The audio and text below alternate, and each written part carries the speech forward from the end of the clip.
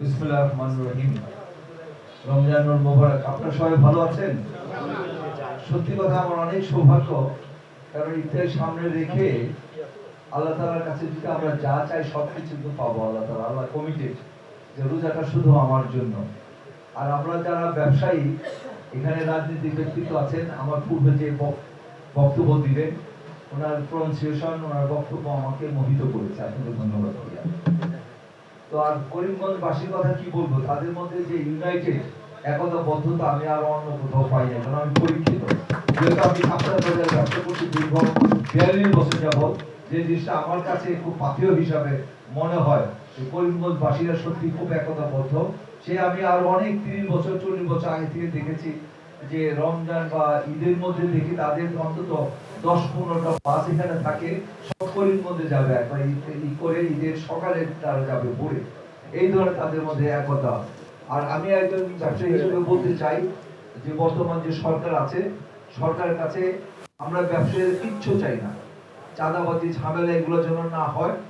আমরা সুন্দরভাবে ব্যবসা করতে চাই, এই ধরনের একটা পরিবেশ দেন, এই ধরনের একটা শৃঙ্খলা বোধ দেন।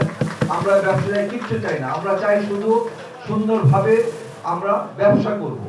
আমরা আপনাদের কাছে এইটাই চাই যে স্বাধীনভাবে আমরা ব্যবসা করব। দেখুন, একটা দেশকে মানচিত্রে ভাবে নিয়ে যাওয়ার জন্য যে সমস্ত ক্রাইটেরিয়া দরকার প্রত্যেক ব্যবসায়ীরা করে। ব্যবসায়ী কিন্তু অর্থনৈতিক চালিকা শক্তি, জায়গায় ভালো হবে এইটাই ইফতারের সময় আজান হবে।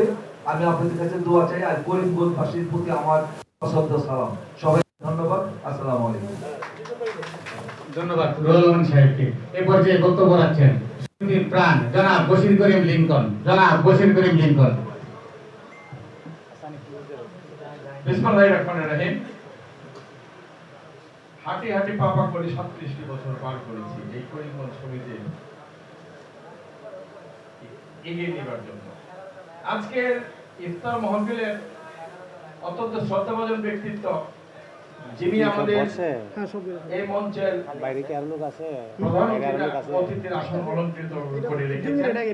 আমি অত্যন্ত কৃতজ্ঞ ওনার কাছে। উনি আমাকে বলল শুধু আমাদের এই অনুষ্ঠানের জন্যই ওনার ঢাকায় এই পদার্পণ।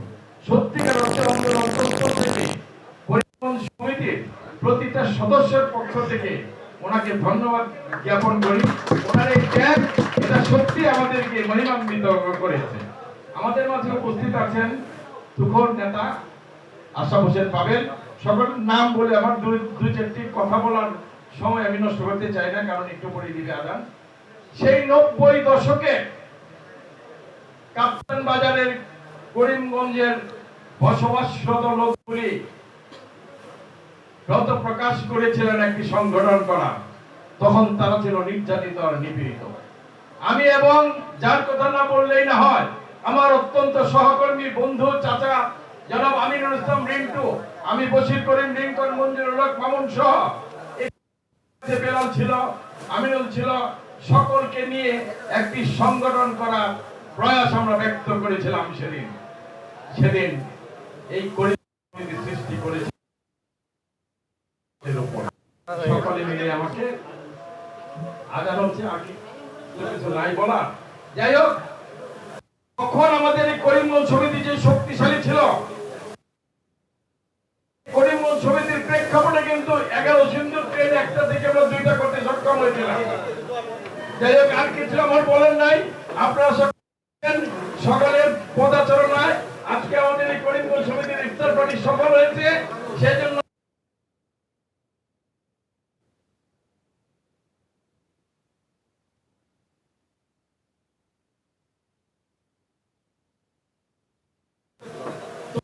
সকলকে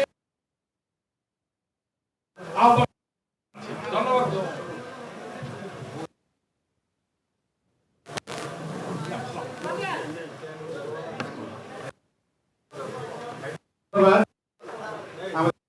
ইফতারের আয়োজন হয়েছে, আপনারা সকলেই ইফতারি প্রস্তুতি গ্রহণ করুন এবং ইফতার গ্রহণ করুন।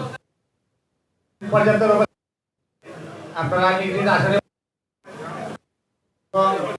আমাদের, তাহলে আমরা সফল মনে করব।